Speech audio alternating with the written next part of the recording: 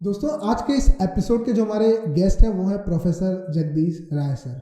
Sir की बात करूं तो सर आईआईटीज के अंदर प्रोफेसर रह चुके हैं। सर ने इनवर्टीज यूनिवर्सिटी के अंदर एज अ वाइस चांसलर भी काम किया है। साथ ही साथ सिंस कोविड वो बुक भी लिखना शुरू कर दिया। उसमें से एक बुक है मार्शियन शटलर 2, जिसको लेकर के सर को annual best science fiction award भी मिल चुका है। दोस्तों अगर मैं सर की बात करूं इन पर्सन तो उनकी एक बहुत ही पॉजिटिव वाइब है। इतने उम्र के बाद भी इतना मोटिवेशन, इतना डेडिकेशन काम को लेकर के मैंने पहली बार देखा है। दोस्तों ज़्यादा कुछ बात नहीं करेंगे, इस एपिसोड के अंदर हमने बहुत सारी चीज़ों को लेकर के बात की है, तो चलिए इस एपिसोड को एंजॉय करते हैं। उससे पहले मैं आप सभी लोगों से रिक्वेस्ट करना चाहता हूं कि अगर आपको ये सारे एपिसोड्स अच्छे लग रहे हैं तो चैनल को सब्सक्राइब करिए। हमारा टारगेट 500 सब्सक्राइबर का है। या अगर एपिसोड पर्सनली आपको पसंद आए तो लाइक करिए, शेयर करिए। तो चलिए enjoy this episode. Professor Jagdish Rai sir, बहुत बहुत धन्यवाद आपका स्लम टॉक में आने के लिए। Thank you. ओके तो जैसा कि अभी हम लोगों को पता है कि सर जगदीश राय सर हम लोगों के साथ जुड़ चुके हैं, जो आईआईटी के एक प्रोफेसर भी रह चुके हैं। तो सर कैसा एक्सपीरियंस रहा एज अ प्रोफेसर आईआईटी के अंदर? बहुत ही अच्छा जी। आईआईटी बेस्ट इंस्टीट्यूशन है। 2006 में एक ग्लोबल सर्वे हुआ था टाइम्स ग्रुप का। जी। उन्होंने नंबर 1 पर रखा था Ivy League of institutions USA, जैसे MIT, कॉलटेक और दूसरे 3-4 इंस्टीट्यूशन हैं, उन्हें बोलते हैं Ivy League of institutions. Okay. Number 2 पर था ऑक्सफोर्ड और Cambridge. Okay. USA in England. Okay. Number 3 पर इंडिया के सभी IIT together. Okay. As such. Okay. So IIT में फंडिंग आती है गवर्नमेंट ऑफ इंडिया से। जी। और आईआईटी और यूनिवर्सिटी में डिफरेंस ये है जी कि यूनिवर्सिटी का जो एडमिनिस्ट्रेटर है वो गवर्नर होता है स्टेट का, गवर्नमेंट यूनिवर्सिटीज़ में। लेकिन आईआईटीज़ में एक बॉडी होती है जिसका गवर्नमेंट से कोई रिलेशन नहीं। ओके। पीपल है, ग्रुप ऑफ पीपल, जिसे बोर्ड ऑफ गवर्नर्स बोलते हैं। उसका एक चेयरमैन होता है। ओके। चेयरमैन कोई सोसाइटी का प्रेमिनेंट पर्सन होता है। और जैसे आईआईटी रुड़की के मिस्टर JP गौड़ थे, जिनकी गौड़ इंडस्ट्रीज है बहुत ज़्यादा। ओके। और इस प्रकार से जो पब्लिक फिगर होता है आदमी, वो है, उसका कोई अपना पर्सनल इंटरेस्ट नहीं है, कुछ नहीं है। तो चीज़ें बड़ी स्मूथ रन करती हैं आईआईटीज़ में। तो सर आईआईटीज़ को क्या डिफरेंट बनाता है? जैसे मैंने खुद जेईई की प्रिपरेशन कर रखी है, तो मुझे पता है कि कितने बच्चों के अंदर क्रेज़ रहता है आईआईटी में जाना है, आईआईटी का माहौल ऐसा, आईआईटी का वो चीज़ ऐसा। तो आईआईटी को क्या चीज़ खास बनाती है कि आईआईटी से बच्चे निकलते हैं तो इतने क्वालिटी बच्चे निकलते हैं कि पूरी विश्व में, पूरे वर्ल्ड के अंदर हम देख रहे हैं कि गूगल के CEO ले लीजिए, सुंदर पिचाई साहब है। तो ऐसे बहुत सारे आपको एग्जाम्पल मिल जाएंगे जो आईआईटी से निकल करके वर्ल्ड लेवल पर इंडिया को रिप्रेजेंट कर रहे हैं और एक हमारे इंस्टीट्यूट को भी बता रहे हैं कि आईआईटीज़ की क्वालिटी अच्छी है। तो क्या ऐसी चीज़ है जो आईआईटीज़ को इतना अच्छा बनाता है? समय का लगाना, कंसंट्रेशन स्टडी में, और परिश्रम करना। जैसे मैंने कई बार यहाँ पर कहा है जी कि जिंदगी में 2 चीज़ की ज़रूरत पड़ती है जी। High ambition and hard work. High ambition and hard work. आपका हाई एम्बिशन है, आप क्या बनना चाहते हैं, कैसा बनना चाहते हैं जी। आपके दिमाग में क्लियर होना चाहिए जी। सिर्फ उससे काम नहीं चलेगा, आपको कठिन परिश्रम करना पड़ेगा जी। आप कभी आईआईटी में आवें तो कभी चले मेरे साथ, में विजिट कराऊंगा जी। वहाँ पर स्टूडेंट पढ़ते हैं हॉस्टल में रह करके। आप पाएंगे कि वो आर्ट टाइम में भी आ जाते हैं अपने लेबोरेटरी में, डिपार्टमेंट में। और कभी भी प्रयोगशाला जी आईआईटी की कभी बंद नहीं होती, 24 घंटे खुली रहती है। पहले ये सिस्टम था कि एक गार्ड रहा करता था, अब हर आदमी के पास चाबी होती है, आता हो अपने लेबोरेटरी में काम करता है, अपने स्टूडेंट को बुलाता है, उनसे डिस्कस करता है सारी चीज़ें। और ट्रांसपेरेंसी होती है कम्प्लीटली। उदाहरण फलस्वरूप यदि हम कापी जांचते हैं जी तो कापी जांच करके हम स्टूडेंट्स को दिखाते हैं, उस पर हम डिस्कस करते हैं।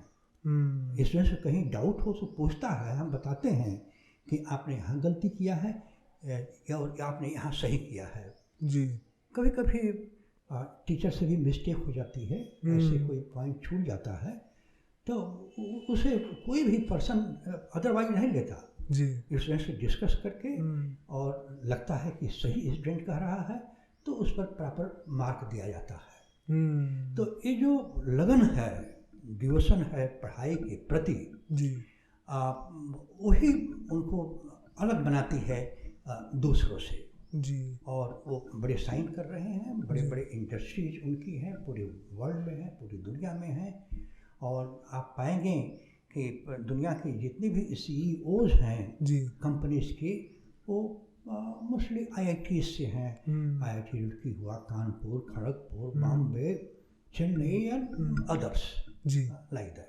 ओके तो सर जैसे आपने बोला कि वहाँ की हार्ड वर्किंग होते हैं बच्चे, और जैसे आप हैं वहाँ के, जैसे अभी हम लोगों से आपने मिला तो आप बोले 2 चीज़ों की ज़रूरत होती है, हाई एम्बिशन और हार्ड वर्क। तो ऑब्वियसली आप लोग ये उनके बच्चों, अपने बच्चों के अंदर भी डालते हैं IITs के। बिल्कुल जी तो जैसे मेरा कहने का मतलब ये है कि बाकी यूनिवर्सिटीज़ में भी तो मैं देखा हूँ कि बहुत बच्चे हार्ड वर्क होते हैं। तो हार्ड वर्क से आपका क्या मतलब है, मतलब क्या है वो, क्या है हार्ड वर्क? से पहले मैं IIT की बता दूँ जी। फर्स्ट ईयर में लड़का फिर एडमिशन लेता है जी और फेल हो जाता है जी तो उनको एक चांस और देते हैं, ओके। या फिर फर्स्ट ईयर में पढ़िए, और फिर भी फेल होते हैं तो उनको कहते हैं कि आप जाइए, आप IIT के योग्य नहीं हैं। ऐसे हर साल कई बच्चे हैं। ओके। और बाकी यूनिवर्सिटीज़ में ऐसा नहीं होता। कोई बच्चा फेल होता है तो आपने एक अवसर और दिया, कई बैकअप पेपर्स देते हैं, सब करते करते लाटम पाटम करके वो पास होता है और डिग्री मिल जाती है। डिग्री मिल जाती है जी। बहुत सारे जो मेरे संज्ञान में आया है जी, इंस्टीट्यूशंस में नकल देखना बड़ी आम है। वहाँ पर नकल बच्चे देखते हैं। तीसरी चीज़ जो मैंने पाया कि कई यूनिवर्सिटीज़ में भाई भतीजावाद है। जैसे मैं था 35 इयर्स तक जी IIT रुड़की में प्रोफेसर था, मैं टीचर था। बहुत सारे फैकल्टी मेंबर्स के, टीचर्स के बच्चे पढ़ते थे, मैं पढ़ाता था उनको जी। वो सब जानते थे कि मैं पढ़ाता हूँ उनको। जी। आज तक एक पूरे मेरे करियर में एक भी केस नहीं हुआ कि मेरे पास कोई आया हो और ये कहा हो कि आप मेरे जरा बच्चे को देख लीजिएगा, या उसके मार्क्स के विषय में कोई बात किया हो। एक भी केस आज तक नहीं हुआ। क्योंकि सब जानते हैं कि जो भी पर्सन है वो बड़ा जुडिशियसली और बड़े प्रॉपर वे में एग्जामिनेशन करेगा, उनके मार्क्स देगा, और वो स्टूडेंट्स के डिस्कस होता है हर चीज़, सारी कापियाँ। जी जी। चाहे वो क्वार्टरली एग्जामिनेशन हो, चाहे हाफ ईयरली हो, चाहे एनुअल एग्जामिनेशन हो, जी, complete transparency with the students and with the whole system वहाँ पर होता है। हाँ सर, तो जैसे जेई में जो बच्चे जेई की प्रिपरेशन करते हैं, आप उनको लिए क्या बोलना चाहेंगे? अगर उनका IITs में हुआ, नहीं हुआ, अगर नहीं हुआ तो क्या वो लाइफ में नहीं कुछ कर सकते हैं? IITs में जा कर के ही वो अपना करियर बना सकते हैं, क्योंकि आजकल देख रहे हैं किसी को भी या तो वो नीट दे रहा है या तो वो बीटेक के लिए IIT जेई का प्रिपरेशन कर रहा है। तो आप उन बच्चों को क्या कहना चाहेंगे जो IITs में एडमिशन नहीं ले पा रहे, उनके लिए क्या अपॉर्चुनिटीज़ हैं? आप उनको क्या बताना चाहेंगे? उनके लिए बहुत सारी अपॉर्चुनिटीज़ है जी। IIT कोई अल्टीमेट चीज़ नहीं है जी। आप IIT में नहीं आ पाए जी तो कोई ज़रूरी नहीं है कि आप ज़िंदगी में बहुत कुछ नहीं कर पाएंगे जी।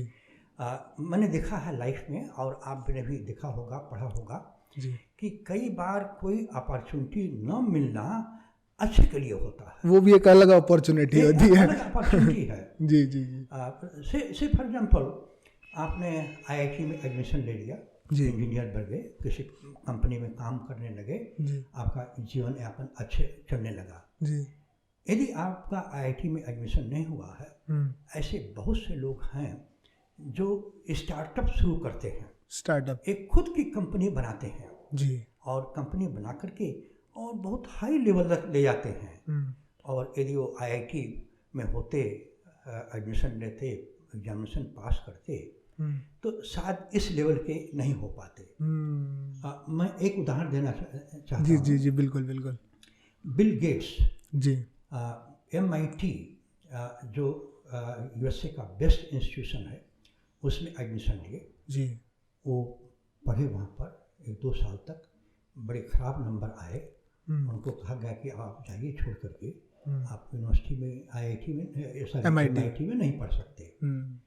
उन्होंने अपना बिजनेस शुरू किया और उनके साथ जो बच्चे बहुत हाई मार्क्स लाते थे, अच्छे नंबर लाते थे, जी, जब उनकी कंपनी बहुत आगे बढ़ गई तो वो आए उनकी कंपनी में काम करने के लिए। MIT में पढ़े हुए बच्चे, MIT में काम करने के लिए।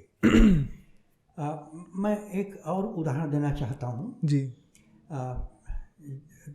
IIT में होता क्या था कि हम लोगों को ग्रांट मिलता था, पैसा मिलता था गवर्नमेंट से जी, रिसर्च के लिए।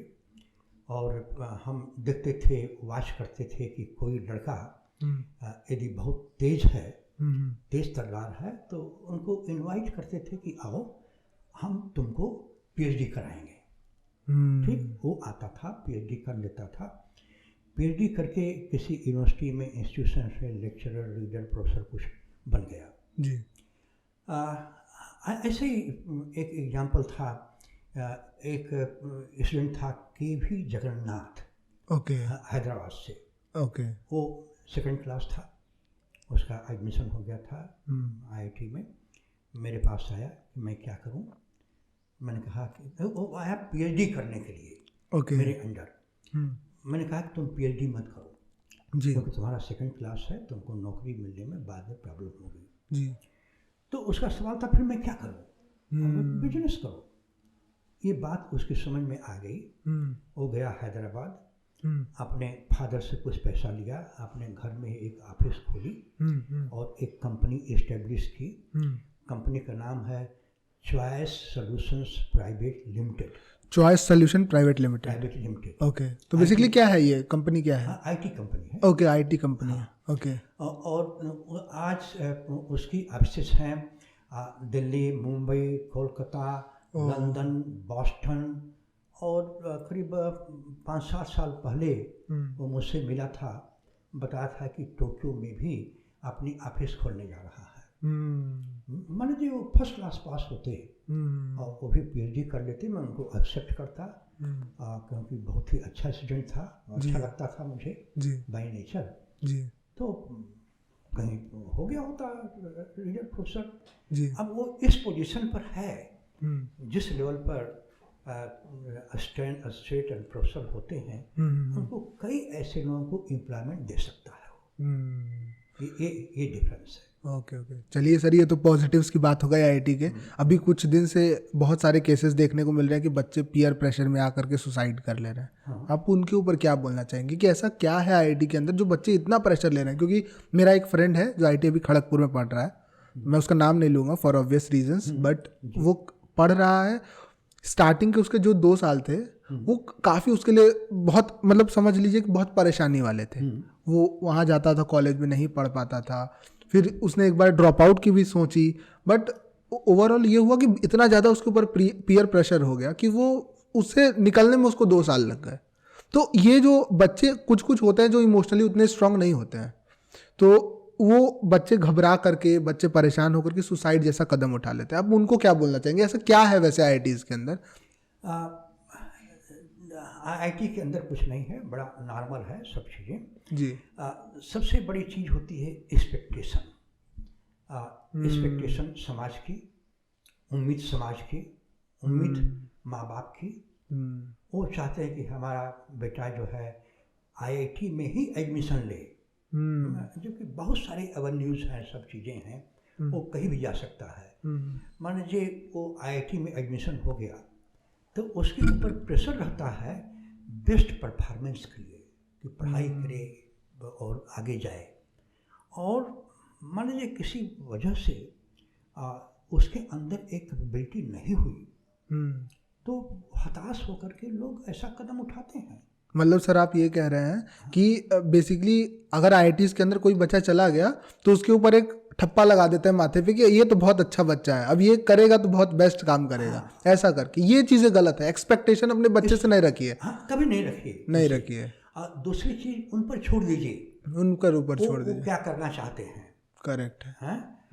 और जो करना चाहते हैं, जिसमें उनका इंटरेस्ट है, वो सबसे अच्छा करेंगे। हाँ सर, जैसे कोटा फैक्ट्री में जीतू भैया हैं, वो भी आईआईटी से पढ़े बट उनका इंटरेस्ट एक्टिंग में था, तो वो एक्टिंग में आए और इतना नाम कमा लिया उन्होंने। बिल्कुल एक्टिंग में आ गए जी।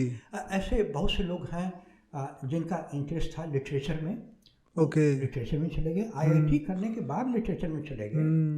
और ऐसे बहुत सारे एग्जाम्पल हैं। दूसरी चीज़ जो स्कूल के बाद हम देखना है हमें कि बच्चे की रुचि क्या है, किस सब्जेक्ट में, किस विषय में रुचि है। ऐसे बहुत सारे स्टूडेंट मैंने देखा है, मैथमेटिक्स में बेकार हैं, कुछ नहीं जानते, साइंस में कुछ नहीं जानते, लेकिन वो डांस में, ड्रामा में बहुत अच्छे हैं, टैलेंट है उनका उसमें, वो एक्टिंग में बहुत अच्छे हैं। और जब मैं वाइस चांसलर था यूनिवर्सिटी का, जी जी, ऐसे लोगों को हम बढ़ावा देते थे जी। उनमें से जाकर के बहुत सारी लड़कियां मॉडल्स बनी जी, और एक्टिंग में चली गई, बहुत सारे लड़के एक्टिंग में गए। तो आपके अंदर इनबिल्ट हुनर क्या है वो महत्वपूर्ण है और उसको बढ़ावा देना चाहिए। जी जी, समाज के लोगों को और माँ बाप को भी, सब लोगों को। जैसे सर अभी आपने बोला आप वाइस चांसलर थे यूनिवर्सिटी के, तो वहाँ का एक्सपीरियंस कैसा रहा वाइस चांसलर का? मैं था वहाँ पर वाइस चांसलर जी, और 5.5 साल तक रहा जी। वहाँ पर मेरे जाने के बाद बहुत सारे परिवर्तन हुए जी। वहाँ पर जो सामान्य विश्वविद्यालय हैं उनके कोर्सेज थे, करिकुलम थे, रूल रेगुलेशन थे। मैंने जाकर के उनको बदला, आईआईटी की इक्विवेलेंट किया। जी। और मैंने 3 या 4 विश्वविद्यालयों से जी उनका कोलैबोरेशन कराया। ओके। एक तो हार्वर्ड यूनिवर्सिटी वाशिंगटन डीसी में है, दूसरा university of south Carolina Spartanburg में, ओके, और तीसरा है लिविंगस्टोन कॉलेज नॉर्थ कैरोलिना में, ओके, और फिर साउथ अफ्रीका के इंस्टीट्यूट से टीबन यूनिवर्सिटी नेपाल के। जी। इस तरह से हमारे स्टूडेंट्स का एक्सचेंज प्रोग्राम था, टीचर का एक्सचेंज प्रोग्राम था, और बच्चों को हम टेस्ट लेकर के सिलेक्ट करते थे, उनको भेजते थे एक सेमेस्टर की स्टडी के लिए यूएसए में। ओके। हाँ, वैसे ही उनके बच्चे अपने टीचर के साथ आते थे एक सेमेस्टर की स्टडी के लिए बरेली में, यूनिवर्सिटी बरेली में। ओके। तो बहुत ही अच्छा चलता रहा। Okay okay. और अब हैं दूसरे वाइस चांसलर हैं जी, वो सब चीज़ें आ गई हैं लाइन में, तो कैरी कर रहे हैं। Okay okay. हाँ, सबसे बड़ी चीज़ है प्रयोगशाला। मैं रूटीनली प्रतिदिन मैं कोई न कोई प्रयोगशाला विजिट करता था। ओके। जब मैं ज्वाइन किया यूनिवर्सिटी दूसरे या तीसरे दिन मैं इलेक्ट्रिकल इंजीनियरिंग लैब में गया। ओके। तो वहाँ पर एक टेक्नीशियन हाई लेवल पर खड़ा होकर के जी कुछ एक्सपेरिमेंट डिमॉन्स्ट्रेट कर रहा है। मैंने कहा भाई क्या कर रहे हो? उन्होंने कहा कि एक्सपेरिमेंट कर रहा हूँ। तो मैंने पूछा कि क्यों करा रहे हो, सबको अलग अलग इंस्ट्रूमेंट दे दो। कहा कि हमारे पास इंस्ट्रूमेंट की कमी है। तो मैंने पूछा किस इंस्ट्रूमेंट की कमी है? उन्होंने बताया कि मल्टीमीटर की। अच्छा। मल्टीमीटर जिससे करंट वोल्टेज मेजर करते हैं। तो मैंने पूछा तुम्हारे पास कितना है? बताया हमारे पास 10 है। फिर मेरा सवाल था कितना चाहिए? 20 चाहिए। मुझे बहुत गुस्सा आया कि गेट डाउन, तुम्हें शर्म नहीं आती? एक इंस्ट्रूमेंट से मैंने 2 लेबोरेटरीज कराई हैं आईआईटी रुड़की में रह करके, अब तुमको एक लेबोरेटरी के लिए 20 मल्टीमीटर चाहिए। तो यदि आपको सब्जेक्ट का बेसिक चीज़ नहीं मालूम है, ज्ञान नहीं मालूम है, तो लोग आपको बेवकूफ़ बनाते हैं। तो हमारे पहले जितने भी लोग थे, एक एडवोकेट थे और दूसरे लोग थे, वाइस चांसलर थे, खूब बेवकूफ़ बनाते थे सब। अच्छा। हाँ, उनको पता नहीं कि मल्टीमीटर क्या होता है, फंक्शन इंस्ट्रूमेंट क्या होता है, कैसे होता है।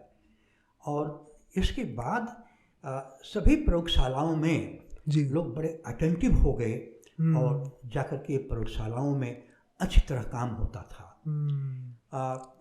IIT में जब मैं था तो बहुत सारे लेबोरेटरी को विजिट करना और बहुत सारे एग्ज़ाम होते थे, तो हमको बुलाते थे डिफरेंट डिपार्टमेंट में, सिविल में, इलेक्ट्रिकल में, इलेक्ट्रॉनिक में और सब में। तो एक सिंपल आइडिया, बेसिक चीज़ें हमें पता थी, जिसके बेसिस पर मैं पता लगा लेता था कि कौन बेवकूफ़ बना रहा है, कौन रियल में काम कर रहा है। जी। जैसे सर आपको अवार्ड भी मिला है एजुकेशन सेक्टर में ऊपर काम करने के लिए उत्तर प्रदेश सरकार की तरफ से, तो सर एजुकेशन सेक्टर में अभी आपको क्या लगता है, जैसे अभी जो हम लोगों का जो एजुकेशन पॉलिसी चलती आ रही है हमारे इंडिया की, उसमें आपको किस चीज़ का चाहिए कि हाँ यार इसको थोड़ा सा चेंज करना की ज़रूरत है, इस तरीके से हमारे बच्चों का दिमाग जो होगा वो ज़्यादा इवॉल्व करेगा, वो ज़्यादा क्वालिटी से काम कर पाएंगे, जिस भी फील्ड के अंदर वो जाएंगे, वो साइंटिस्ट हो सकता है, वो किसी भी फील्ड में हो सकता है। तो एजुकेशन पॉलिसी के अंदर क्या चेंजेस हमें करने चाहिए। साथ ही साथ मैं ये भी करना चाहूँगा कि आजकल मैंने देखा है कि जो भी बच्चे प्रिपरेशन करते हैं एंट्रेंस की, वो क्लास 9 से लग जाता है। 9th में फाउंडेशन कर रहे हैं, फिर प्री फाउंडेशन कर रहे हैं, फिर फाउंडेशन कर रहे हैं, फिर भी नहीं हुआ 12th के बाद तो फिर टारगेट बैच में जा रहे हैं, तो टारगेट कर रहे हैं, 1 साल और 13th पढ़ रहे हैं। तो ये MCQ वाला जो माइंडसेट बच्चों का बन जाता है वो कितना सही है, क्योंकि जेईई मेंस का पेपर होता है MCQ बेस्ड होता है, अब थोड़ा मान लीजिए न्यूमेरिकल भी ऐड उन्होंने कर दिया है, जेईई एडवांस में भी mostly multiple choice question, single choice question, match the column types आता है। तो इससे बच्चों का क्या दिमाग प्रॉब्लम सॉल्विंग ओरिएंटेशन पे ले जाने के लिए ऐसा किया गया है कि उनको सब्जेक्टिव नॉलेज की भी ज़रूरत है कि सब्जेक्टिव नॉलेज भी उनके पास हो। क्या चेंजेस चाहिए हमें एजुकेशन सिस्टम के अंदर? देखिए, ओवरऑल पर्सनालिटी डेवलपमेंट बहुत ज़रूरी है। सर थोड़ा सा इसको एक्सप्लेन करिए, ओवरऑल पर्सनालिटी डेवलपमेंट। से फॉर एग्जांपल आपका हेल्थ, आपका शिक्षा, आपका नॉलेज, आपका स्किल्स हैं, ये सब चीज़ें गवर्नमेंट जो है वो कर रही है, बढ़ावा दे रही है स्किल डेवलपमेंट का। एक बच्चा मिडिल स्कूल में, हाई स्कूल में जाता है, सिर्फ उसको किताबी ज्ञान मत दीजिए, उसके लिए कुछ स्किल वाली चीज़ें बताइए, जैसे फॉर एग्जांपल कारपेंटरी का वर्क, प्लम्बिंग का वर्क, जैसे कि हाई स्कूल पास करके वो कम से कम कारपेंटर बन जाए, प्लम्बर बन जाए, और इलेक्ट्रिकल का काम, ये सब चीज़ें उनको बताना जरूरी है। जी सर, अभी ऑनलाइन का जैसे टाइम चल रहा है तो बच्चे कुछ वीडियो एडिटिंग में जा रहे हैं, ग्राफिक डिजाइनिंग में जा रहे हैं, कोई कोडिंग में अच्छा कर रहा है, कोई वेब डेवलपमेंट अच्छा कर रहा है, कोई ऐप डेवलपमेंट अच्छा कर रहा है। तो ये सारी स्किल्स के अंदर वो जा करके छोटी छोटी इंटर्नशिप करके वो अपने स्किल्स के ऊपर काम कर सकता है। बट इसको लेकर के गवर्नमेंट क्या कर रही है? गवर्नमेंट हमारी तो वही पुरानी घिसी पिटी एजुकेशन पॉलिसी को लेकर के चल रही है, जिसमें स्किल ओरिएंटेड तो काम है ही नहीं, उनको सिर्फ बुक से पढ़ना है, असाइनमेंट कराना है। गवर्नमेंट ये तो एम्फेसिस दे रही है इस पर। जी, भारत सरकार ने बहुत एम्फेसिस दिया है। किस तरीके से सर? अब जैसे ग्रांट देना, पैसा देना, और फॉर एग्जांपल उन्होंने एक इंस्टीट्यूशन बना दिया, एक मैं वेल एक्वांटेड हूँ IIT से जी। इसके बाद वो बताते हैं जी कि उनकी कमेटी होती है कि किस प्रकार के कोर्सेज आप बनाएं, और उन कोर्सेज में कैसे अरेंज करें, किस प्रकार के इंस्ट्रूमेंट हों, और गवर्नमेंट ऑफ इंडिया मनी देती है उनको ऐसा करने के लिए जी। मेरे सदस्य ऑलमोस्ट सभी इंस्टीट्यूशंस को जी वो ऐसा करते हैं। दूसरी चीज़ जो न्यू एजुकेशन पॉलिसी की सबसे इम्पॉर्टेंट चीज़ है जी, हमारी हेरिटेज क्या है, हमारे भूतकाल में हमने क्या क्या किया है, यदि हमें मालूम हो तो हम वर्तमान में अच्छा करेंगे। जैसे हमने 1 साल पहले जुलाई 2022 में एक कॉन्फ्रेंस किया था जी, ancient science, technology and civilization पर। ओके। प्राचीन भारत में बहुत सारा काम हुआ है हर क्षेत्र में जी। और यदि हम बच्चों को बताते हैं और उनसे कहते हैं कि देखो तुम भी उन्हीं के संतान हो, जब वो ऐसा कर सकते हैं तो तुम क्यों नहीं कर सकते। करीब 1000 साल की गुलामी के बाद हमारी मानसिकता गुलामी की बन गई। हम कभी भी सोचते नहीं थे कि हम कोई बहुत बड़े बड़े काम कर सकेंगे। और उदाहरण स्वरूप एक हरिद्वार में गुरुकुल कांगड़ी विश्वविद्यालय है। ओके। वहाँ पर उन्होंने मुझे बुलाया था लेक्चर के लिए जी। और मैंने बताया कि साइंस और तकनीकी यानी टेक्नोलॉजी में प्राचीन भारत में क्या क्या काम हुए हैं और किसने किसने किया है। जो काम 6ठी शताब्दी में हुआ वो 6ठी शताब्दी बिफोर क्राइस्ट, ईसा से 600 वर्ष पूर्व जो हुआ उसको 17वीं शताब्दी में आकर के लोगों ने कहा और क्रेडिट उनको दिया, ब्रिटिश गवर्नमेंट ने, पूरी दुनिया ने। जिस काम को उदाहरण में दे दूं, हर जगह उदाहरण देता हूँ, आर्यभट्ट जी। आर्यभट्ट पटना में थे जी। पटना हमारे बिल्कुल पास है। बिल्कुल। उन्होंने जो जितने भी ग्रह हैं सूर्य के चारों तरफ कैसे घूमते हैं और किस परिधि में घूमते हैं, उनकी परिधि की आकार कैसा है, सब चीज़ें दिया जी। उन्होंने पृथ्वी का व्यास नापा, उन्होंने पृथ्वी का सर्कमफरेंस नापा और सारी चीज़ें उन्होंने बताई। लेकिन 18वीं शताब्दी में इंग्लैंड में एक केपलर नाम करके साइंटिस्ट हुआ जो कि ये चीज़ें रिपीट की और आप किताबों में देखेंगे केपलर का नाम है, आर्यभट्ट का नाम नहीं है जी। मैं खुद जब भी स्टूडेंट्स में पढ़ाता था जी, मैं बताता कि भाई केपलर से पहले आर्यभट्ट थे और आर्यभट्ट जनक थे इन सब चीज़ों का।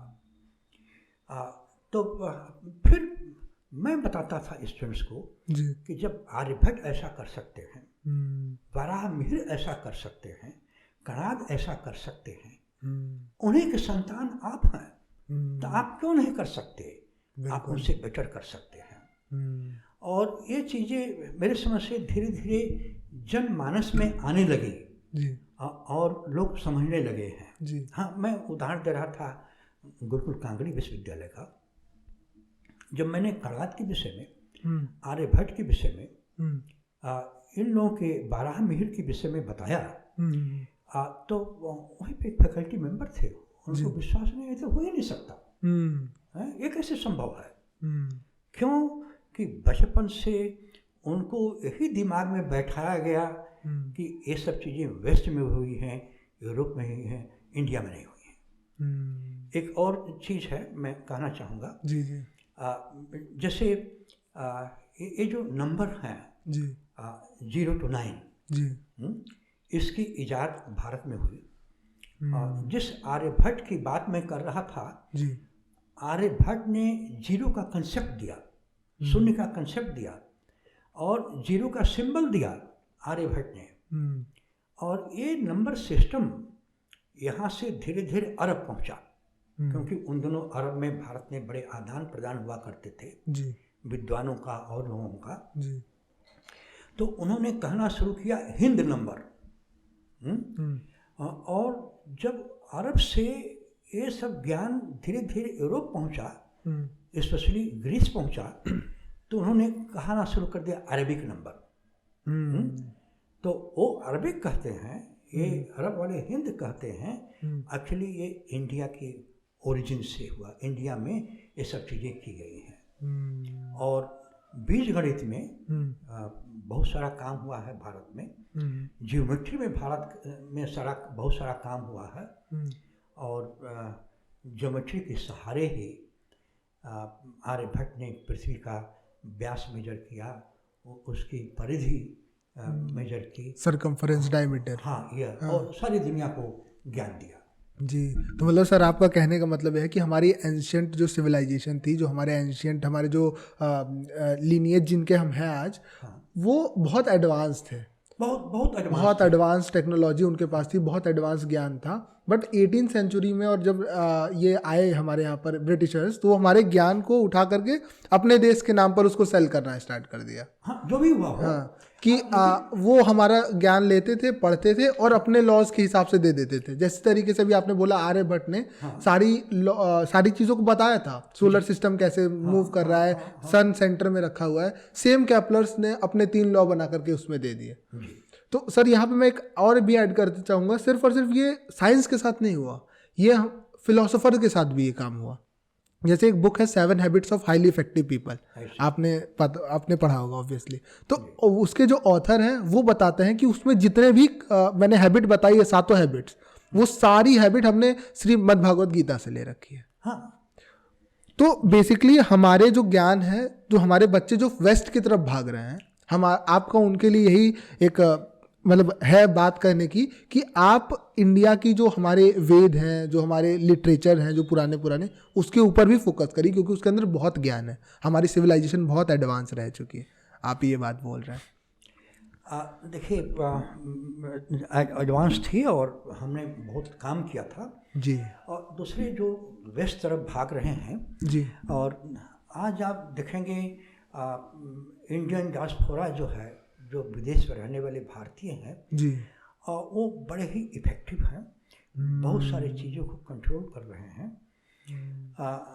आप चले जाइए न्यूयॉर्क एयरपोर्ट पर जी। ऐसे मैंने बहुत वॉक किया है, एयरपोर्ट के अंदर वॉक किया है। आपको बहुत सारे लोग हिंदी बोलते हुए आप सुनेंगे। ओके। हाँ, न्यूयॉर्क में ही मैं गया, प्लेन से नीचे उतरा जी। पास ही में था, वॉशरूम था।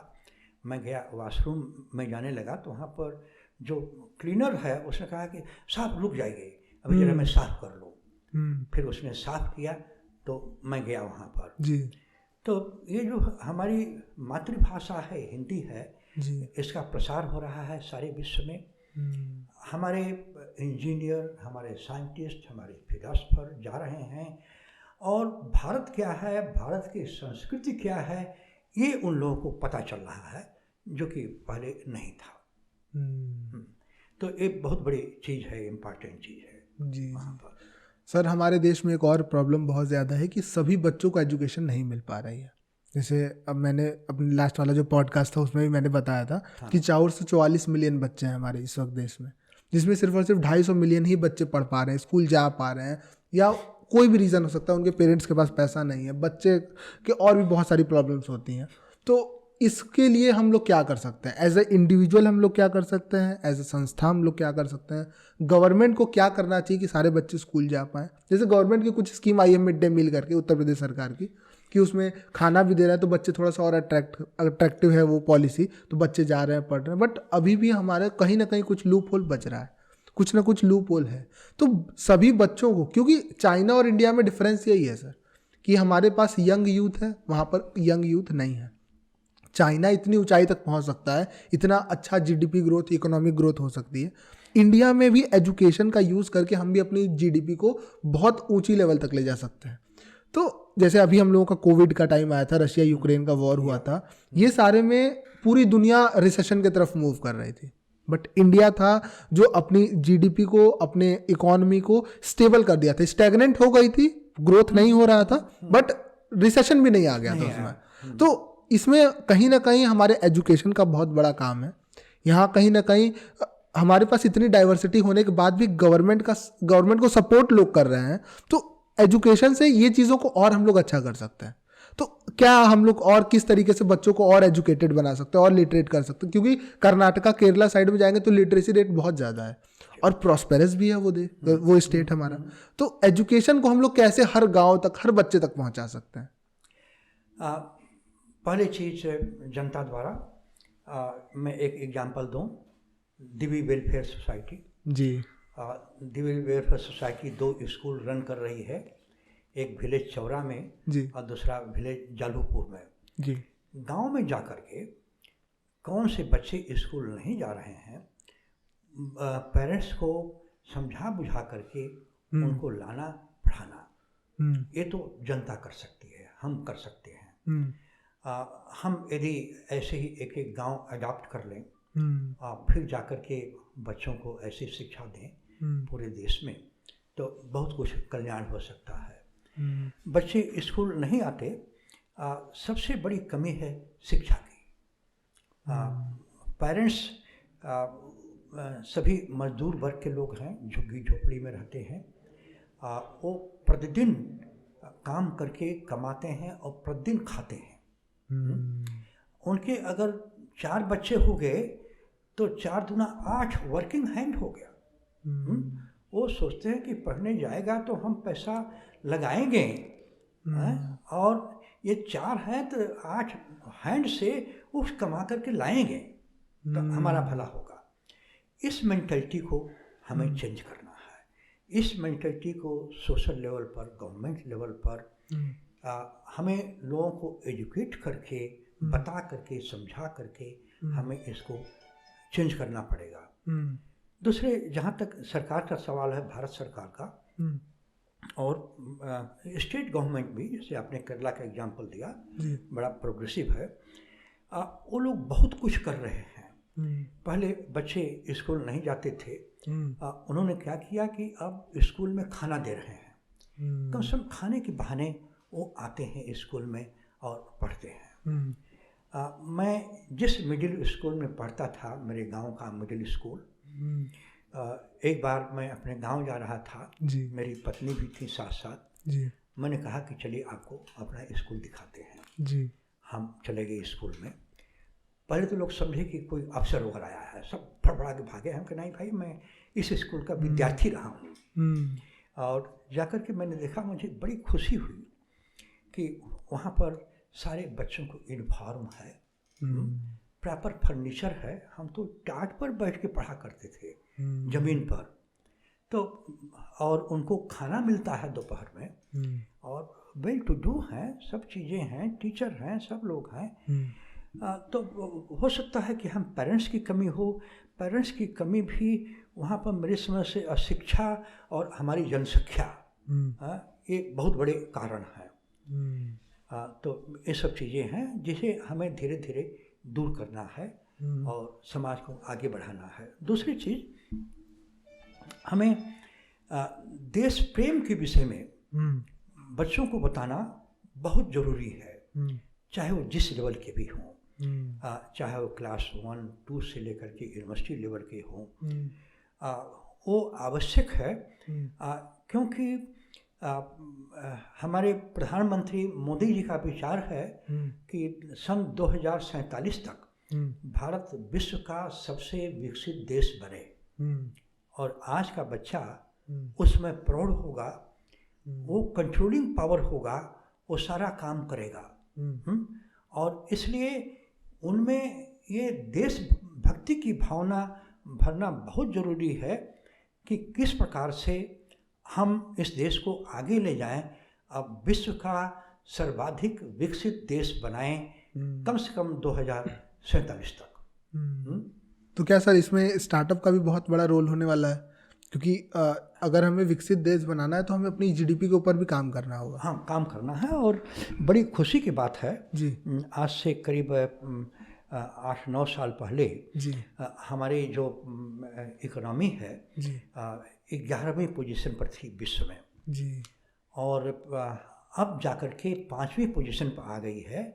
वो इंग्लैंड जिसने हम पर रूल किया था सैकड़ों साल तक, वो हमसे डाउन चला गया है। वो तो रिसेशन झेल रहे हैं अभी। हाँ।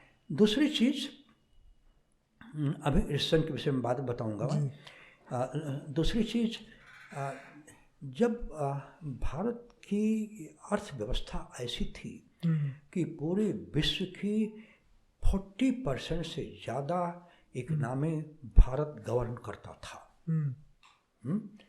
लेकिन उसके बाद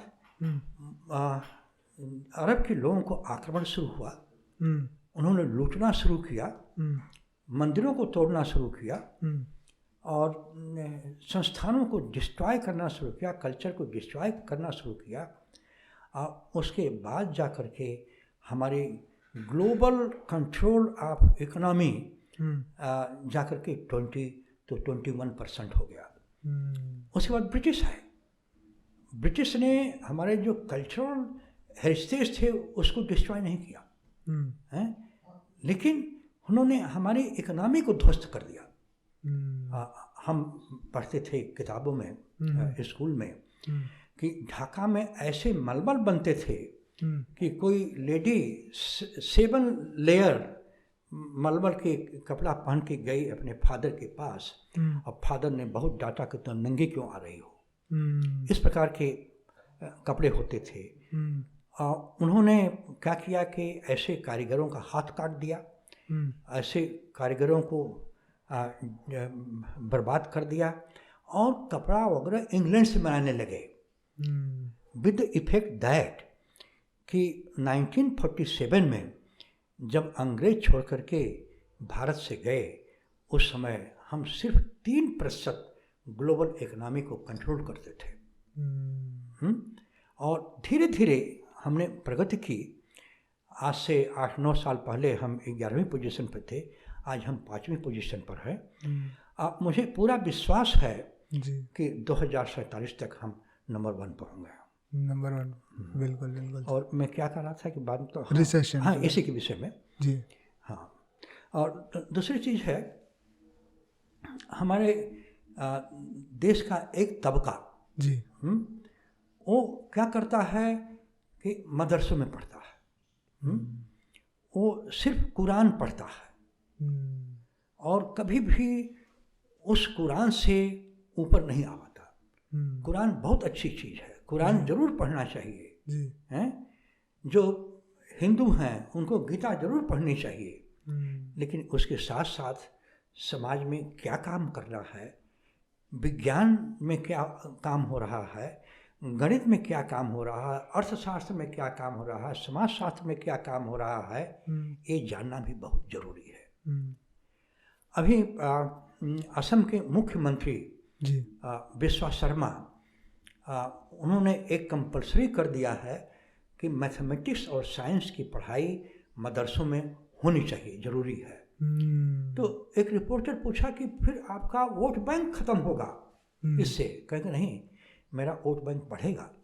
जो बच्चा मैथमेटिक्स साइंस पढ़ करके इंजीनियर बनेगा, डॉक्टर बनेगा, वो तो मुझे धन्यवाद देगा और मेरा वोटर होगा वो। और ज़रूरत है ऐसे लोगों की प्रॉपर एजुकेशन, प्रॉपर शिक्षा। टेररिज्म कहाँ से आता है? एक यंग लड़का है जी, उसे हम दिमाग में बैठा देते हैं कि ये चीज़ है, और किसी निरपराध व्यक्ति का तुम जान से मार डालोगे तो तुम्हें स्वर्ग जाओगे, स्वर्ग में 72 हूरें मिलेंगे तुम्हें, वो सही मान लेता है। अगर ऐसा होता तो सभी धर्म में बराबर होता, हर जगह बराबर होता। ऐसा है नहीं, तो इसका मतलब कि जस्ट कल्पना है। तो इसको सही मान करके वो अपनी जान दे देता है और लोगों की जान ले लेता है। लेकिन वो इसके साथ साथ गणित पढ़े, साइंस पढ़े, अर्थशास्त्र पढ़े और दूसरे धर्मों के विषय में भी पढ़े।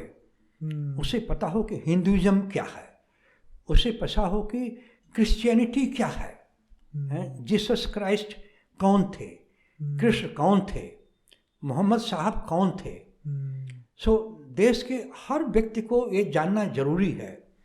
जब पर्सन जानेगा उन्होंने क्या क्या उपदेश दिए, ये सब जानेगा तो उसमें कट्टरपंथी नहीं होगा, विचारधारा सरल होगा वो जीवन। वो सब समझता है, सब जानता है।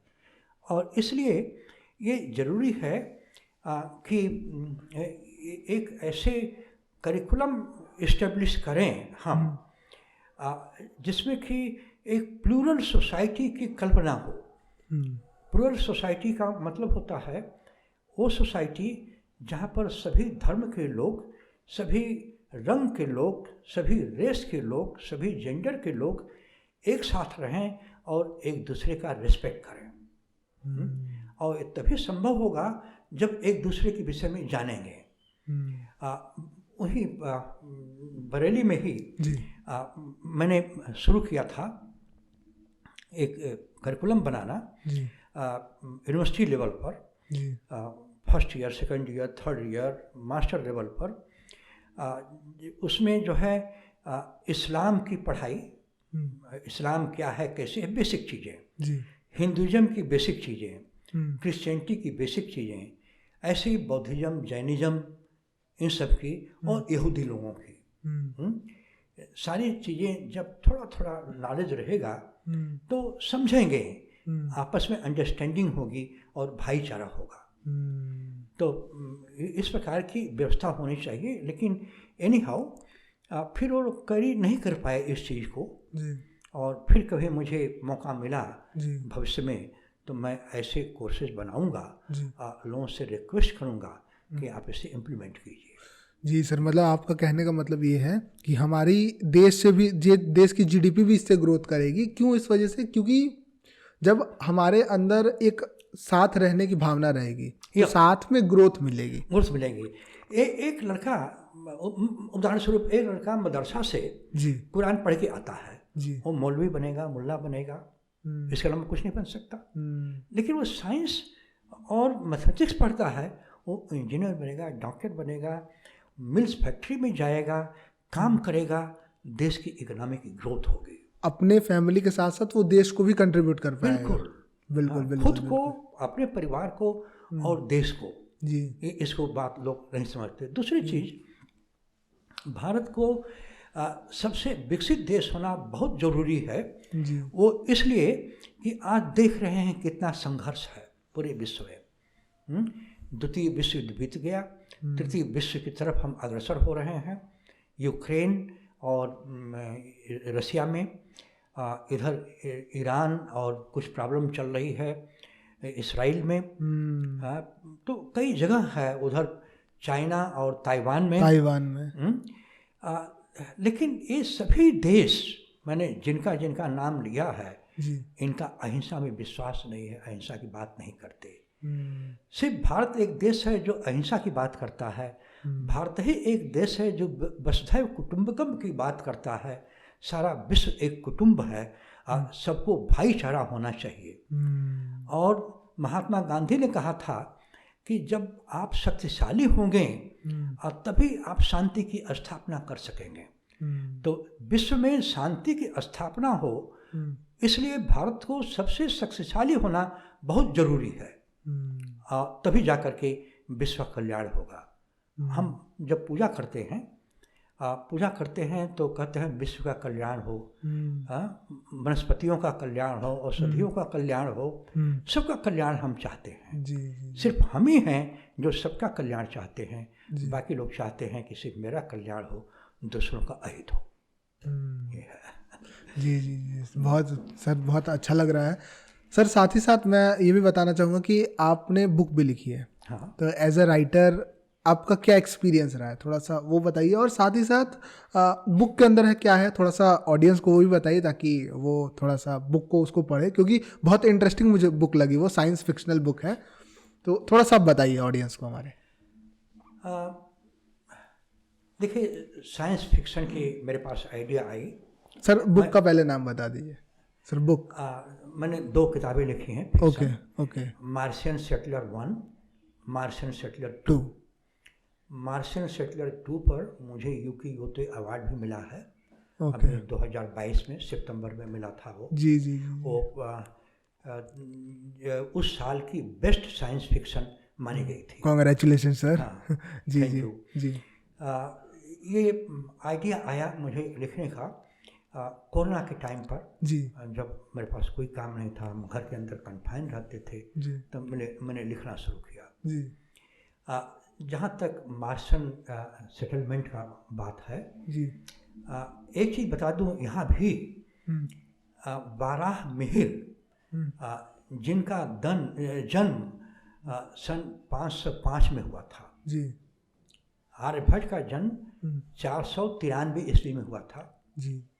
पाटलिपुत्र में, और इसी के आसपास, पाटलिपुत्र के आसपास था वाराह मिहिर, और 505 में पैदा हुए थे, और आर्यभट्ट उनके गुरु थे। जी। आर्यभट्ट का पूरा कंसंट्रेशन था सोलर सिस्टम पर, और सोलर सिस्टम में एक पर्टिकुलर प्लैनेट मार्स पर वाराह मिहिर का कंसंट्रेशन था। ओके।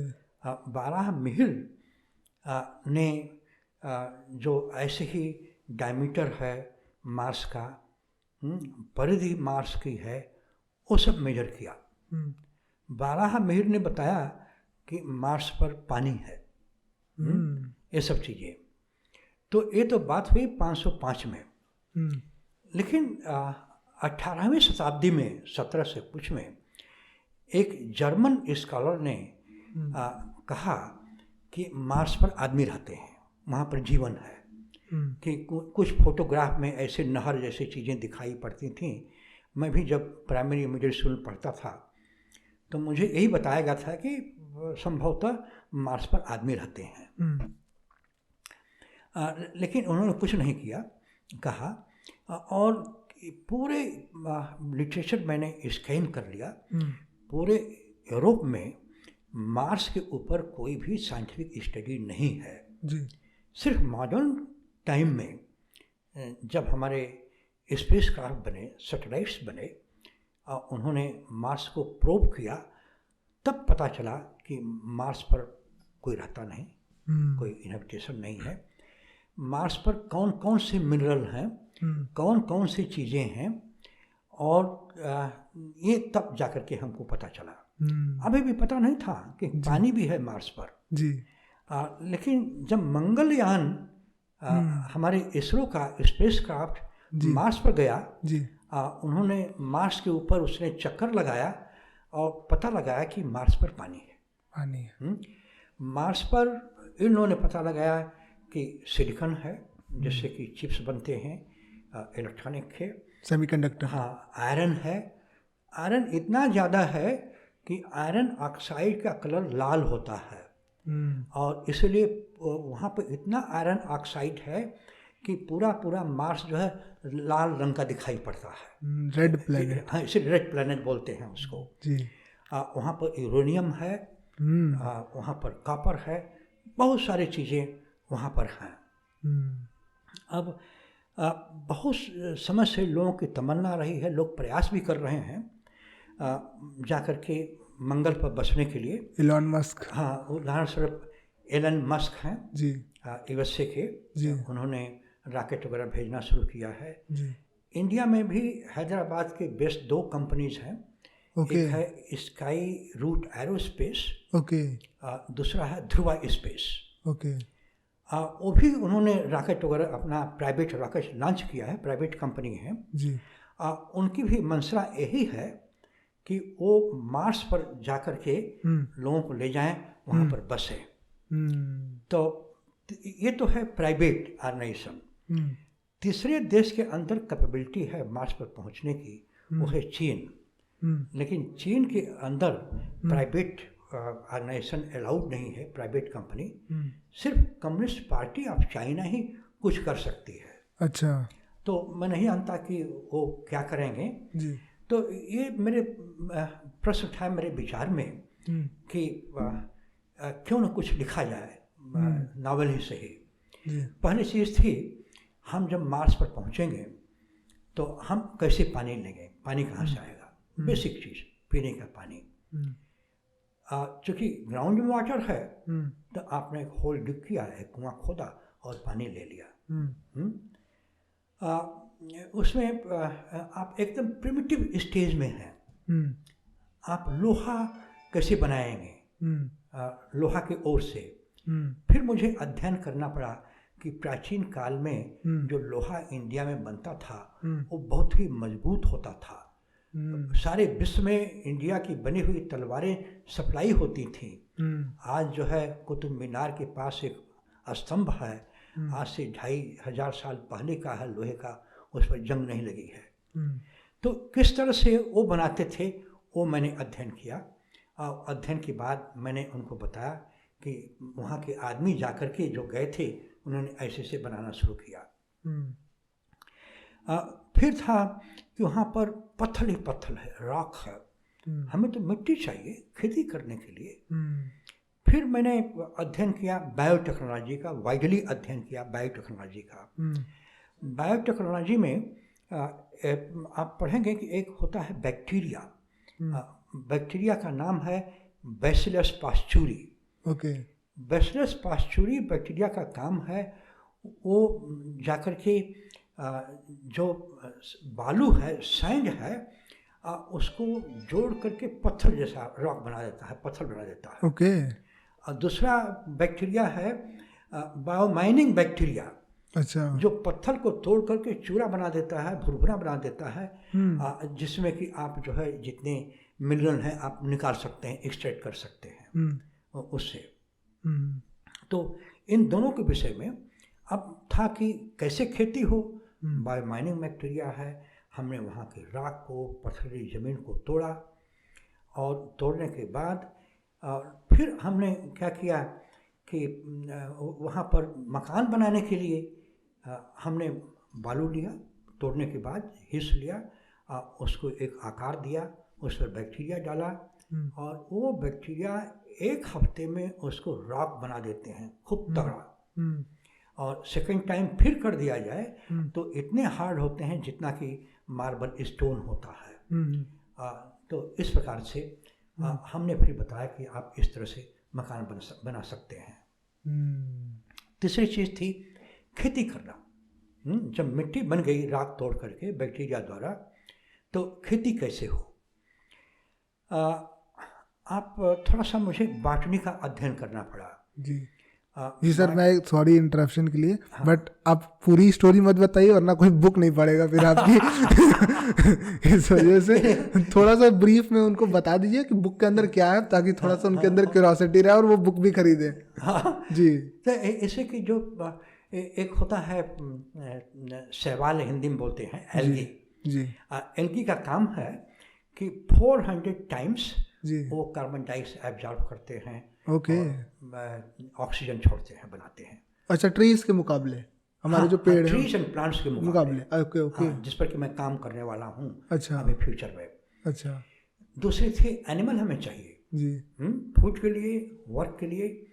क्लोनिंग सबसे बड़ी चीज़ थी। हम अर्थ से एग ले गए थे, जानवरों के सेल ले गए थे जानवरों के, हमने क्लोनिंग की थी, और इस तरह से लोग वहाँ पर बसे। मेरे नावल में, नॉट इन रियलिटी, जी जी, लोग वहाँ पर बसे, चीज़ें डेवलप की। बाद में बहुत सारे अर्थ से लोग गए और बसना शुरू किए। थोड़ा सा संघर्ष भी हुआ जी नावल में। तो वो आप लोग पढ़ेंगे तो आप लोगों को पता चलेगा क्या संघर्ष था वो। जी।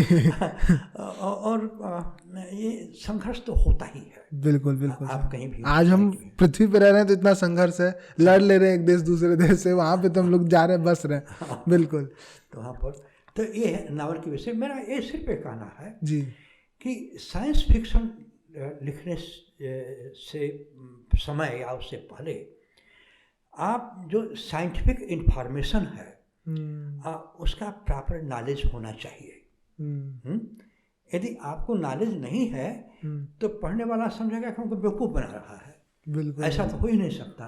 बिल्कुल। इसलिए यदि आप लिखना चाहते हैं जी साइंस फिक्शन, तो आप पहले नॉलेज गेन कीजिए, उसके बाद लिखिए, या जैसा मैंने किया था लिखना शुरू कीजिए। जब भी आवे उस स्टेज पर पढ़ करके, अध्ययन करके नॉलेज को गेन कीजिए। जी सर, ये बहुत आपने इम्पोर्टेंट बात बोली। इसमें मैं एग्जांपल देना चाहूँगा। इंटरस्टेलर एक मूवी है जिसके अंदर लास्ट बिल्कुल सीन है, उसमें ब्लैक होल जैसी चीज़ों को दिखाया गया कि ब्लैक होल कैसा दिखता है, क्या होता है। तो अभी कुछ दिन, अभी हमको लग रहा है 1 साल पहले की बात है कि ब्लैक होल की फ़ोटो हमारे साइंटिस्ट लोग कैप्चर कर लिए हैं।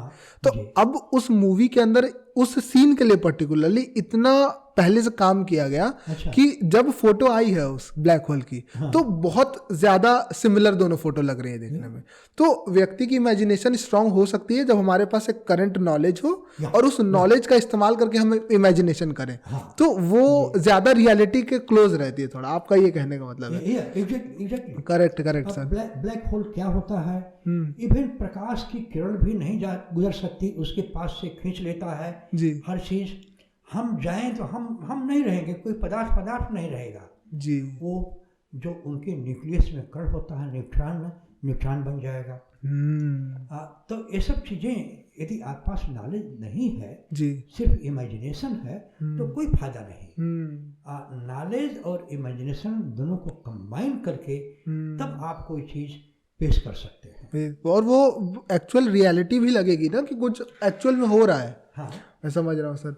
और सर तो ये मास सेटलर 1 की ये स्टोरी थी आपकी कि किस दोनों तरीके को कंबाइन। अच्छा, आपने दोनों की कंबाइन करके मास- बता दी। मास- ओके ओके ओके। तो सर आप सर इतनी, जैसे अभी आपने बोला कि आपके ऊपर अभी उस अलगई के ऊपर आपको काम करना है जो कार्बन डाइऑक्साइड 400 टाइम्स सोखता है, और साथ में साथ अभी आपने बोला कि आपको करिकुलर भी डिज़ाइन करने का मौका मिलेगा तो आप वो भी करेंगे। तो सर ये मोटिवेशन अभी भी आपके अंदर है, वो कैसे? आजकल के हमारे यूथ हैं तो वो 20 अपने 20s के अंदर है, बट वो काम नहीं करना चाह रहा है। इसका एक रीज़न सर सोशल मीडिया भी है कि इंस्टाग्राम के ऊपर जाए, किसी गाने के ऊपर डांस वांस कर लिए, डाल दिए, पॉपुलर हो गए, अब वो सोच रहे हैं। बट एक्चुअल जो आपके अंदर ये जो मोटिवेशन है वो कहाँ से है सर? वो किस लिए, किस वजह से है सर? अभी इस वक्त आप बहुत कुछ कर रहे हैं क्योंकि साथ साथ में। अब मुझे भी नहीं मालूम कहाँ से है, बस भगवान की कृपा है, भगवान मोटिवेशन देते हैं कुछ करने के लिए। जी सबसे बड़ी चीज़ है, मैं रिटायर हुआ, रिटायरमेंट के बाद जी मैंने सोचा कि हम क्या करेंगे घर पर। घर पर हैं, भारत सरकार हमको इतना पैसा देती है जी कि खा पी करके मस्ती से हम रहें। जी जी तो हम क्या करते, सुबह उठ करके अखबार पढ़ते, नाश्ता करते, जी नाश्ता करके सो जाते, फिर दोपहर का लंच लेते, फिर सो जाते, शाम का डिनर लेते, हो सकता है कि गलत आदत पड़ जाती, कुछ ड्रिंक फ्रिंक भी कर लेते, ये सब चीज़ें, तो पूरा लाइफ तो बेकार हो जाता इन सब में। तो फिर मैंने सोचा कि नहीं, हमें कुछ करना चाहिए। कुछ करने के लिए जो आपके सामने की चीज़ है करने होगी, उसे आप कीजिए। आप देखेंगे कि आप बहुत कुछ करते चले जा रहे हैं। मैं लोगों को एग्जांपल देता हूँ, अजीम प्रेम जी का, जो विप्रो के संस्थापक थे। ओके। उन्होंने कहा था कि आपके सामने जो भी चीज़ हो जी करने के लिए जी उसे करते चलिए, करते हुए आगे बढ़िए। आप देखेंगे कि कुछ समय बाद आप बहुत सारे आश्चर्यजनक काम कर रहे हैं। तो मुझे ये तो नहीं मालूम कि मैं कुछ आश्चर्यजनक काम करूंगा। बहुत बहुत सर, आपने बुक लिख दी सर, बहुत बड़ी बात है। आप मतलब इतना कुछ सोच रहे हैं बच्चों को लेकर के, आप यूनिफिकेशन सारे रिलीजन का सोच रहे हैं, किस तरीके से हम उनको यूनाइट करके अपने कंट्री के फायदे के लिए काम कर सकते हैं। और इंडिया में ऐसा हुआ है सर, हम इतने डाइवर्स रह रहे हैं, उसके बाद भी हम यूनिटी के साथ बढ़े हैं इसी को। तो वो एक चीज़ है सर, हमारे यहाँ देश के अंदर, बोलना नहीं चाहता हूँ, बस बोल रहा हूँ कि हिंदू मुस्लिम राइट्स होते रहते हैं। जैसे 2002 के भी कुछ दंगे हुए, मैं प्रॉपरली नहीं बोल रहा हूँ, बट ऐसा कुछ हुआ, तो इसके वजह से हमारा देश हमेशा पीछे ही गया है। तो एक यूनिटी होनी चाहिए ताकि हम आगे बढ़ सके, ताकि हम और कुछ कर सकें। तो सर बहुत बहुत धन्यवाद आपका आने के लिए। तो कुछ लास्ट वर्ड जो आप हमारे ऑडियंस के साथ, जो हमारे स्टूडेंट्स हैं जो देख रहे हैं, या कुछ लाइफ में करने को लेकर के, उन्हें लास्ट वर्ड आप क्या देना चाहेंगे कि हमें लाइफ में क्या करना चाहिए, क्या किस उद्देश्य से हमें काम करना चाहिए, और उनको क्या ऐसी कुछ बातें बताना चाहेंगे तो प्लीज़। सिर्फ मैं एक ही बात बताना चाहूँगा जी। जो मन को भाए, जो आपको अच्छा लगे वो कीजिए। लेकिन एक चीज़ ध्यान रहे, जो मैंने कहा था जी, सक्सेस का मूल मंत्र, high ambition and hard work. High ambition and hard work. आपका साइंस में इंटरेस्ट है तो आप एम्बिशन बनाए कि हाईएस्ट लेवल पर जाएं, मुझे नोबेल प्राइज़ मिले साइंस में। आपका लिटरेचर में इंटरेस्ट है तो हम हाईएस्ट लेवल पर जाएं और हमको भी नोबेल प्राइज़ मिले जी। आपको देश रक्षा की जुनून है तो आर्मी में जाएं और हाईएस्ट, आर्मी, एयरफोर्स, नेवी, किसी में जाइए और हाईएस्ट लेवल पर पहुँचें। जो भी करें सबसे अच्छा करें। यदि आपका बिजनेस में मन है तो अपना बिजनेस स्टार्ट कीजिए, स्टार्टअप लाइए और हाईएस्ट लेवल पर ले जाइए जी। और हाईएस्ट लेवल पर ले जाने के लिए बहुत परिश्रम करनी पड़ती है, बिल्कुल, तब लोग पहुँचते हैं। जी सर, बहुत बहुत अच्छा लगा सर आपसे बात करके। सर इतनी पॉजिटिविटी है, आपकी वाइब इतनी कूल है कि बहुत अच्छा लगा बात करके। आपके पास इतना ज्ञान है कि एक एपिसोड में ऑब्वियसली पूरा नहीं आएगा, आपके साथ और बहुत सारे एपिसोड अभी और आगे करने हैं। तो आज के एपिसोड के लिए आपको बहुत बहुत धन्यवाद, स्लम टॉक पे आने के लिए बहुत बहुत धन्यवाद।